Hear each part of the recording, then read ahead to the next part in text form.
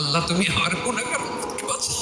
বিশ্বনবী পাগলের মতো একবার হাউজে কাউসারে যাবেন, একবার সিরাতে যাবেন, একবার পুলসিরাতের দিকে, একবার হাউজে কাউসারের দিকে পাগলের মতো দৌড়াতে থাকবেন। তার কোনো গুনাহগার উম্মত যাতে জাহান্নামে ঢুকে না যায়, সেদিন কেউ সুপারিশ করতে পারবে না বিশ্বনবী ছাড়া।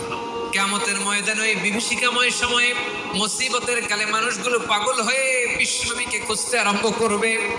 সবাই মিলে বিশ্বনবীর কাছে যেয়ে বলবে, ইয়া রাহমাতাল লিল আলামিন, ইয়া খাতামান নবীন, রাহমাতাল লিল আলামিন।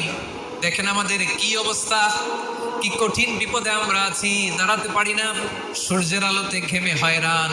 আজকে কেউ সুপারিশ করতে পারবে না। সব নবীরা অপারগতা স্বীকার করেছে, তারা বলেছে আপনি ছাড়া কেউ নাকি আল্লাহর সামনে দাঁড়াতে পারবেন না, আপনি একটু সুপারিশ করেন। বিশ্বনবী বলবেন, আসো আসো, আজকের দিনে আমি ছাড়া আল্লাহর সামনে কেউ দাঁড়াতে পারবে না। বিশ্বনবী মাকামে মাহমুদে যে আল্লাহ